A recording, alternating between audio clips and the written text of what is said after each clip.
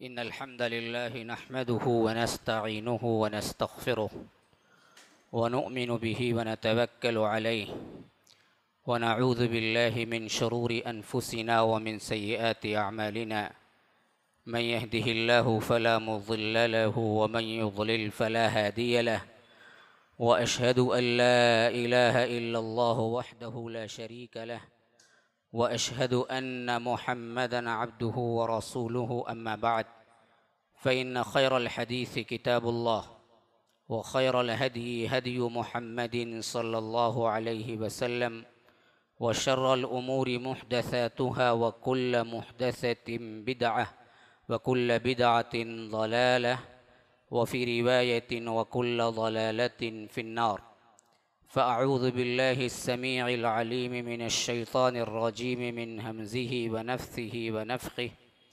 إن عدة الشهور عند الله 12 شهرا في كتاب الله يوم خلق السماوات والأرض منها 4 حرم ذلك الدين القيم فلا تظلموا فيهن أنفسكم اللهم أرنا الحق حقا وارزقنا اتباعه وأرنا الباطل باطلا وارزقنا اجتنابه اللهم علمنا ما ينفعنا وانفعنا بما علمتنا وارزقنا علما رب اشرح لي صدري ويسر لي أمري واحلل عقدة من لساني يفقه قولي. اس اللہ کے نام سے ابتدا جس کے ناموں کی کوئی انتہا ہی نہیں. ولو ان ما فی الارض من شجرۃ اقلام والبحر يمده من بعده 7 أبحر ما نفدت کلمات اللہ. اس ذات اقدس پر کروڑوں درود و سلام ہو جو تمام جہانوں کے لیے رحمت للعالمین بن کے آئے تھے. اللہم صلی علی محمد وعلی آل محمد کما صلیت علی ابراہیم وعلی آل ابراہیم انک حمید مجید وبارک علی محمد وعلی آل محمد کما بارکت علی ابراہیم وعلی آل ابراہیم انک حمید مجید. اللہ تبارک و تعالی نے اس دنیا کو بنایا تو اسی وقت اس بات کا بھی اعلان کر دیا کہ سال کے 12 مہینے ہیں. جیسا کہ ابھی میں نے آپ کے سامنے جو آیت تلاوت کی اس میں اللہ تبارک و تعالی فرماتا ہے کہ ان عدت الشہور عند اللہ 12 شہرا. اللہ تبارک و تعالی کے نزدیک سال کے 12 مہینے ہیں. یہ کب اعلان ہوا؟ فرمایا کہ یوم خلق السماوات والارض. اسی دن اعلان ہو گیا جس دن اللہ نے آسمان اور زمین کو پیدا کیا. اسی وقت سے مقرر کر دیا اس کیلنڈر کو جو 12 مہینے کا کیلنڈر ہے. خواہ وہ شمسی حساب کا ہو خواہ وہ قمری حساب کا ہو، دونوں سال کے 12 مہینے ہم نے مقرر کر دیے اور یہی 12 مہینے چلے آ رہے ہیں. خصوصیت کے ساتھ جہاں اللہ تبارک و تعالی نے محترم ٹھہرایا اس کے بارے میں فرمایا کہ منہا 4 حرم. دیکھو اس کے اندر 4 مہینے جو ہیں نا وہ بڑے محترم ہیں. ہر مہینہ ہی محترم ہے لیکن خاص طور پر 4 مہینے محترم ہیں. اور وہ 4 مہینے کون سے ہیں قرآن میں ذکر نہیں آیا ہے، صرف اتنا ذکر آیا ہے کہ 4 مہینے بڑے محترم ہیں. اور اسی طرح ان 4 مہینوں میں کیا نہیں کرنا چاہیے یہ بقرہ کے اندر بھی ذکر آیا ہے. خاص طور پر جنگ و جدال سے، ظلم سے آپ اجتناب کریں. ان 4 مہینوں میں سب سے محترم چیز جو ہے وہ امن کی چیز ہے. الشہر الحرام بالشہر الحرام والحرمات قصاص. ہرگز بھی اس میں لڑائی جھگڑا نہیں کرنا چاہیے، قتال نہیں کرنا چاہیے، الا یہ کہ کوئی دوسرا کیا ہے دشمن آپ کے زبردستی آپ سے جھگڑ پڑے تو اس وقت مدافعت میں کر سکتے ہیں، اس کے علاوہ کوئی اجازت نہیں ہے. لیکن خاص طور پر جو ہم کو فرمایا وہ فلا تظلموا فیہن انفسکم. دیکھو اس میں تم ظلم نہ کرو، اپنے آپ پر بھی دوسروں پر بھی. تو یہ اہم ترین چیز جو ہے نا ان 4 مہینوں میں ہے. اب حدیث کی طرف آئیے.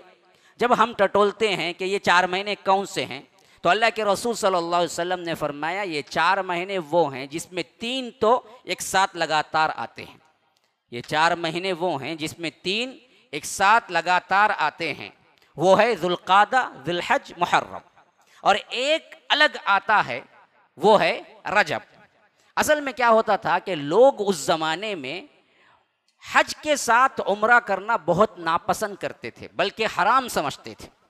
اللہ تبارک و تعالی نے اس کے خیال کو تردید کیا اور ہمیں بتایا کہ دیکھو حج کے ساتھ عمرہ کرنا ہے تو کر سکتے ہیں، فمن تمتع، جو بھی حج تمتع کرنا چاہتا ہے، یعنی حج کے ساتھ ایک ہی سفر میں عمرہ بھی کر لینا چاہتا ہے، فلا اثم علیہ، اس کے لیے کوئی گناہ نہیں ہے، وہ کر سکتا ہے، وہ جائز ہے۔ اللہ تبارک و تعالی نے امت مسلمہ کے لیے سہولت کر دی۔ لیکن جاہلیت کے زمانے میں اصل مسئلہ یہ تھا کہ وہ لوگ بہت برا سمجھتے تھے، بلکہ حرام سمجھتے تھے ایک ہی سفر میں حج بھی کر لینا، عمرہ بھی کر لینا۔ اس واسطے انہوں نے کیا کیا تھا، یہ ڈیوائیڈ کیا تھا کہ یہ 3 مہینے حج کے لیے ہیں۔ ذوالقعدہ میں نکلے گا بندہ، ذوالحج میں حج کرے گا، اور محرم میں واپس آئے گا، کیونکہ سفر لمبے لمبے ہوتے تھے، 15 دن کے سفر ہوتے تھے، کسی کی کیا ہے 1 مہینے کے سفر ہوتے تھے۔ تو جو بھی انسان دور دراز سے آنے والا ہے اس کو آنے میں تو ذوالقعدہ لگ جاتا، اور ذوالحج کا مہینہ تو ہے ہی کیا ہے، حج کا مہینہ، اور حج مکمل کر کے پھر واپس گھروں کو پہنچتا ہے تو وہ محرم کے مہینے میں عموماً پہنچتا ہے۔ تو یہ تینوں مہینے کیا ہیں، حج کے لیے مختص کر دیے۔ لیکن اب عمرے کے لیے کیا کرنا چاہیے تھا، تو عمرے کے لیے انہوں نے کیا کیا کہ رجب کا مہینہ مقرر کر دیا کہ رجب میں جو کوئی بھی ہو وہ قتال نہ کرے، اس معاملے میں سب کے لیے امن ہے کہ جو چاہے رجب کے مہینے میں جا کے عمرہ کر لے۔ بقیہ مہینوں میں جانے میں خطرہ تھا کہ کوئی بھی قبیلہ ایک دوسرے پہ حملہ کر سکتا تھا، تو اسی واسطے یہ 4 مہینے مل کے نہیں ہیں، 3 مہینے الگ ہیں، 1 مہینہ الگ ہے، لیکن اس کو اسلام نے برقرار رکھا۔ یہی ترتیب ہے اسلام میں بھی محترم مہینوں کی، کہ حرام 4 مہینے جو منہا اربعۃ حرم میں فرمایا، وہ منہا اربعۃ حرم یہی 4 مہینے ہیں کہ ذوالقعدہ، ذوالحج، محرم اور ایک اکیلا رجب۔ اس کو اللہ کے رسول صلی اللہ علیہ وسلم نے بھی تاکیداً فرمایا کہ یہ حرام مہینے ہیں، اور اس حیثیت سے خصوصیت کے ساتھ محرم سے منسلک ایک بات وہ ہے کہ ہجری کیلنڈر کا سب سے پہلا مہینہ محرم ہے، ہجری کیلنڈر کا سب سے پہلا مہینہ محرم ہے، اور بعض روایتوں میں اسے اللہ کا مہینہ قرار دیا گیا ہے۔ رمضان المبارک کے بعد کوئی اہمیت والا مہینہ ہے تو وہ شہر اللہ المحرم، اللہ کا مہینہ محرم ہے، اس کی تقدیس کے نتیجے میں۔ اور اسی طرح اس مہینے کے اللہ کے رسول صلی اللہ علیہ وسلم نے جو سنتیں اور آداب سکھائے ہیں، ان میں سب سے اہم ترین چیز ہے 10 کا روزہ رکھنا، جسے ہم عاشورہ کہتے ہیں۔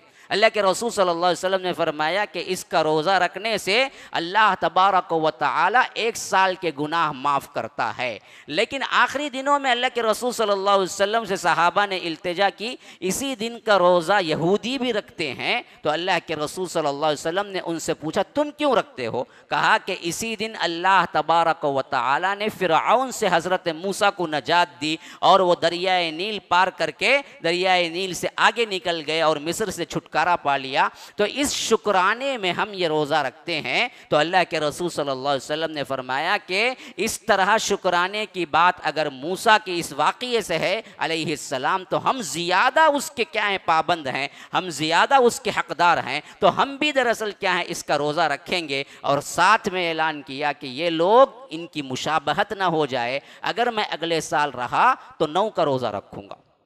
اللہ کے رسول صلی اللہ علیہ وسلم نے زندگی مبارکہ میں 9 کا روزہ نہیں رکھا، کیونکہ روایتیں آتی ہیں کہ اگلے سال آنے سے پہلے ہی اللہ کے رسول صلی اللہ علیہ وسلم اس دنیا سے رحلت فرمائی۔ تو اس حیثیت سے سنت کا طریقہ یہ بنا کہ اس ماہ کے 9 اور 10 کو روزہ رکھنا بہت اچھی چیز ہے، جس سے 1 سال کے گناہ معاف ہوتے ہیں۔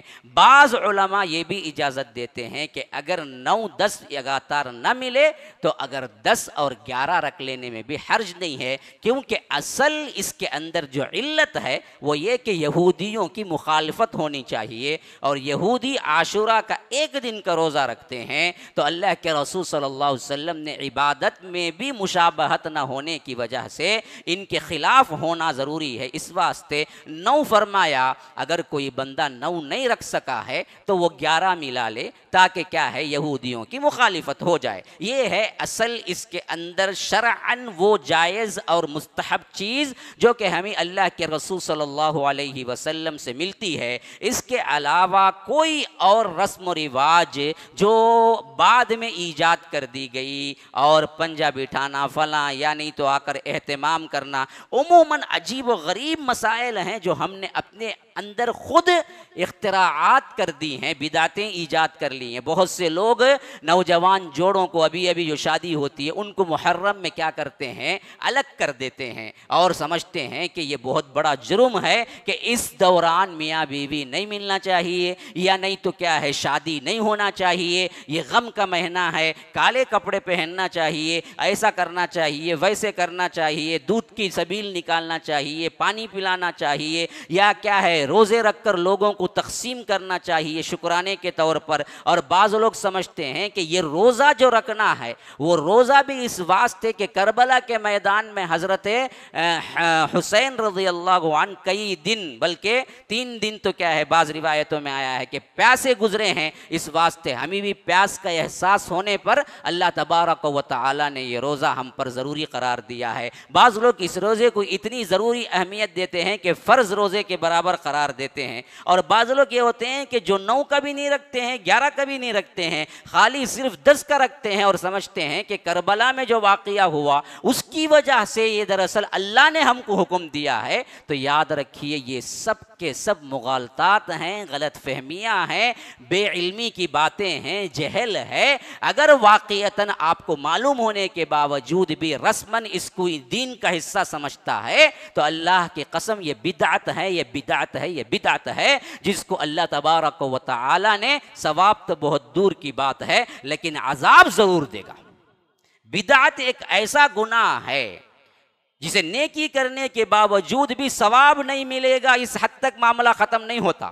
ثواب تو ملے گا نہیں، یہ تو ہے ہی، لیکن عذاب ضرور ملے گا، عذاب ضرور ملے گا، کیونکہ بدعت بہت بڑا گناہ ہے، تو گناہ پہ عذاب ملنا ہے نا، خواہ آپ اچھا کام ہی کریں۔ تو ایک چیز وہ ہوتی ہے جس کے کرنے پر آپ کو ثواب بھی نہیں ہے، عذاب بھی نہیں ہے، جسے ہم کیا کہہ سکتے ہیں، مندوب، جائز، ثواب بھی نہیں ہے، عذاب بھی نہیں ہے۔ لیکن ایک وہ چیز ہے جو نیک کام آپ کر رہے ہیں لیکن ثواب نہیں ہے، عذاب 100% ہے۔ جیسا کہ حضرت علی سے عیدگاہ کے متعلق ایک بندے نے پوچھا کہ میں یہاں پر سنت ادا کر لوں، نفل ادا کر لوں نماز سے پہلے، نماز عید سے پہلے؟ تو حضرت علی نے کہا کہ اللہ کے رسول صلی اللہ علیہ وسلم، خلفائے راشدین کوئی بھی عیدگاہ میں سنت یا نفل ادا نہیں کرتے تھے، سیدھے آتے تھے، عید کی نماز پڑھتے تھے، یہی سنت کا طریقہ ہے۔ تو اس نے عجیب بات کہی، اس نے کہا کہ امیر المومنین، اللہ کیا مجھے نماز پڑھنے پہ عذاب دے گا؟ میں کون سا برا کام کر رہا ہوں؟ میں تو کیا کر رہا ہوں، 2 رکعت نفل نماز پڑھنا چاہتا ہوں، جب تک نماز شروع نہ ہو جائے جلدی آ کے عیدگاہ میں نماز پڑھنا چاہتا ہوں، کہ اللہ نماز پڑھنے پہ مجھے عذاب دے گا؟ تو حضرت علی نے فرمایا کہ اللہ نماز پڑھنے پہ عذاب دے گا یا نہیں دے گا وہ تو مجھے نہیں معلوم ہے، لیکن یہ تو مجھے معلوم ہے کہ فَلْيَحْذَرِ الَّذِينَ يُخَالِفُونَ عَنْ أَمْرِهِ أَن تُصِيبَهُمْ فِتْنَةٌ أَوْ يُصِيبَهُمْ عَذَابٌ أَلِيمٌ، کہ جو کوئی اللہ اور اس کے رسول کے طریقے کے خلاف ورزی کرتا ہے اس کو ڈر جانا چاہیے کہ اللہ تبارک و تعالی اسے سخت ترین عذاب میں مبتلا کر دے گا یا تو سخت ترین فتنے میں مبتلا کر دے گا، یہ تو ضرور ہوگا تیرے ساتھ، کیونکہ تو بدعت ایجاد کر رہا ہے۔ اللہ کے رسول عیدگاہ میں آ کے کبھی نماز نہیں پڑھے اور تو آ کے الگ سے 1-2 رکعت نفل نماز پڑھنا چاہتا ہے۔ تو یاد رکھیے یہی چیز ہے تمام بدعات کے لیے، خواہ کتنے اچھے کام ہونا تو آپ کو کیا ہے معلوم ہو محرم میں یہ کرنے پہ کیا ہے وہ کرنے پہ کیا ہے، لیکن کوئی کرنے کا کام اس کے اندر شرعاً جائز نہیں ہے، اگر وہ بندہ دین سمجھ کے کرتا ہے تو حرام اور بدعت ہے، اس کو ثواب تو نہیں ہے لیکن عذاب ضرور ملے گا بدعت کرنے کے جرم میں۔ تو یاد رکھیے یہ روزہ اصل میں سنت روزہ، مستحب روزہ کربلا سے کوئی تعلق نہیں رکھتا، یہ شرعاً اللہ کے رسول کے زمانے میں سنت تھا، اور اللہ کے رسول صلی اللہ علیہ وسلم اس کو یہودیوں سے پوچھنے سے پہلے ہی رکھتے تھے۔ یہ اور بات ہے کہ آخری زمانے میں پوچھا گیا، آخری زمانے میں یہ بات آئی بھی کہ یہ لوگ بھی رکھتے ہیں، تو مشابہت نہ ہو اس واسطے 9 کا اعلان کیا، لیکن یہ دراصل کیا ہے اللہ کے رسول صلی اللہ علیہ وسلم کی سنت ہے، وہ رکھتے تھے اور بتایا بھی اس سے 1 سال کے گناہ معاف ہوں گے۔ اب وہ اتفاق 60 سال بعد بلکہ 61 سال بعد کربلا کا واقعہ جب ہوا، جو بہت ہی سمجھیے کہ کربناک ہے، دردناک ہے، مانتے ہوئے بھی ہم اس واقعے سے اس کو جوڑ نہیں سکتے. کیوں؟ یہ 60 سال 61 سال بعد ہوا، اتفاقاً وہ بھی 10 محرم تھا، اتفاقاً. ورنہ تو 10 محرم کی اہمیت یہ کربلا کے واقعے سے نہیں ہے. اتفاقاً جب کربلا ہوا اور حضرت حسین شہید کیے گئے وہ دن بھی 10 محرم تھا. بس یہ اتفاق کو ان بدبختوں نے، شیعوں نے اس کو اتنا اچھالا کہ اہل سنت کے اندر بھی اس کی اہمیت کو اجاگر کر دیا، اور یہاں تک کہ اس کے بدعات انہوں نے ایسے ایسے قائم کر دیے کہ بہت بڑا سنیت کا طبقہ بھی یہی سمجھتا ہے کہ روزہ رکھنے کا جو معاملہ ہے وہ بھی کربلا سے متعلق ہے، محرم احترام والا مہینہ ہے وہ بھی کربلا سے ہی متعلق ہے، یہ فلاں فلاں واقعات جو ہیں یہ بھی اصل میں کیا ہے، کربلا کی وجہ سے ہی محرم مقدس ہے. تو یاد رکھیے نہ یہ غم کا مہینہ ہے، نہ اس میں کالے کپڑے پہننا ہے، نہ میاں بیوی سے ملنا حرام ہے، نہ شادی کرنا حرام ہے. یہ تمام چیزیں بالکل بھی بدعات میں شمار ہوں گی اگر کوئی دین کا حصہ سمجھ کے کرے گا. میرے بھائیو اچھی طرح یاد رکھو، اللہ تبارک و تعالی نے جس کو جو تقدیس دی ہے وہی کر سکتا ہے. اپنے منمانے طریقے سے کسی دن کو، کسی وقت کو، کسی مہینے کو، کسی سال کو، کسی کیا ہے نام کو مقدس نہیں ٹھہرا سکتا جب تک کہ رب العالمین اس کی اہمیت نہ بیان کر دے. تو یہاں پر غم منانے کا کوئی سوال ہی نہیں ہے. اگر شہادت کے مرحلے میں غم منانا ہے تو ہر دن تاریخ میں اٹھا لیجئے ایک کربلا نظر آتا ہے، سوائے صدیق اکبر جو طبعی موت ہوئی ان کو، نیچرل جسے کہہ سکتے ہیں. بقیہ حضرت عمر بھی شہید ہوئے ہیں، حضرت عثمان بھی شہید ہوئے ہیں، حضرت علی بھی شہید ہوئے ہیں، حضرت حسن بھی شہید ہی ہوئے ہیں، حضرت حسین بعد میں شہید ہوئے. اس ترتیب سے اگر اللہ کے رسول سے اٹھا لے تو سید الشہداء حضرت حمزہ شہید ہوئے ہیں.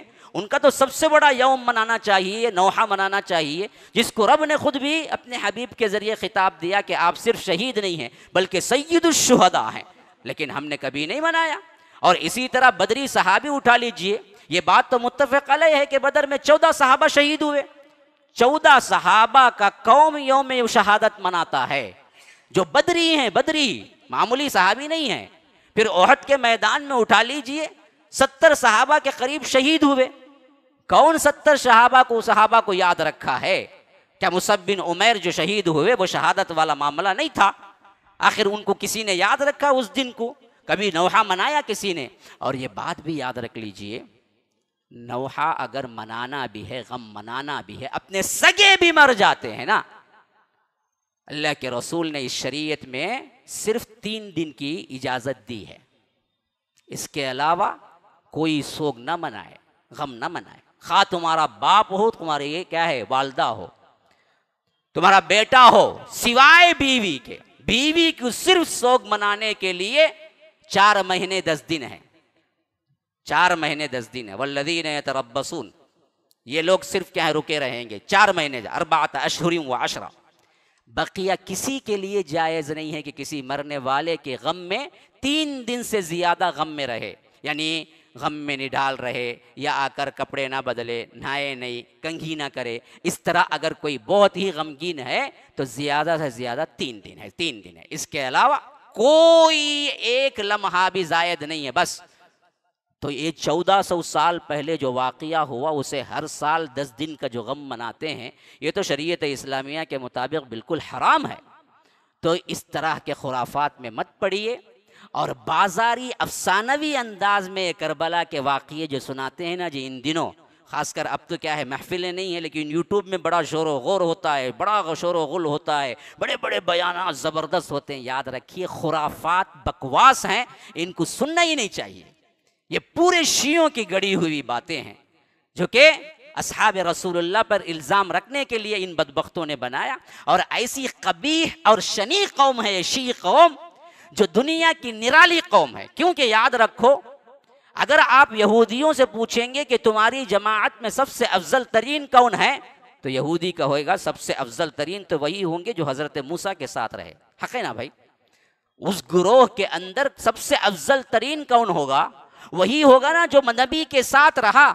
تو اگر آپ یہودی سے پوچھیں گے تمہاری جماعت میں سب سے افضل ترین کون ہے، تو یہودی کہے گا کہ موسیٰ کے ساتھ جو صحابہ تھے، موسیٰ کے ساتھ جو لوگ تھے، وہ ہماری قوم کے سب سے افضل ترین افراد ہیں۔ اور عیسائیوں سے پوچھیں گے کہ تمہارے افضل ترین اشخاص کون ہیں، تو وہ کہیں گے کہ عیسیٰ کے ساتھ جو حواریین تھے وہ ہماری قوم کے سب سے افضل ترین افراد تھے۔ اور بدبخت دنیا کی ایک ہی واحد ترین قبیح اور شنی قوم ہے شیعی قوم، جو بدبخت کہتی ہے کہ اللہ کے رسول صلی اللہ علیہ وسلم کے صحابہ سب سے بدترین لوگ تھے۔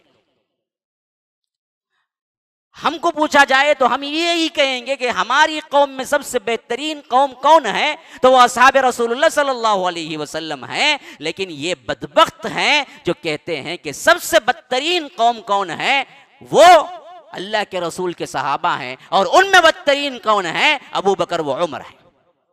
لا حول ولا قوت الا باللہ۔ اما عائشہ کو کہتے ہیں کہ یہ جہنم میں جانے والی ہے، ابو بکر صدیق اور حضرت عمر کو غاصب کہتے ہیں، اور ان کی قبر پہ کبھی موقع ملا تو تھوکنے سے بھی ذریع نہیں کرتے، بدبخت۔ یہ ہے وہ عداوت۔ اس واسطے یہ ہرگز نہ سمجھیے کہ حنفی، شافعی، مالکی، حنبلی کی طرح شیعہ بھی ایک فرقہ ہے، ہرگز نہیں ہے۔ یہ فرقے ہیں، لیکن شیعہ الگ مذہب ہے، کافر مذہب ہے، فرقہ نہیں ہے وہ۔ بعض لوگ اسے کہتے ہیں فرقہ ہے، فرقہ نہیں ہے وہ تو پورا مذہب ہے۔ جن بدبختوں نے صحابہ کے انکار اور صحابہ کی کفریت پر اپنا عقیدے کو مضبوط کیا، اور اتنا مضبوط کیا اور اتنا آگے چلایا، سنیوں نے بھی اس کو اپنا لیا۔ کتنے لوگ ہیں جو محرم میں کالے کپڑے پہنتے ہیں، لا حول ولا قوت الا باللہ۔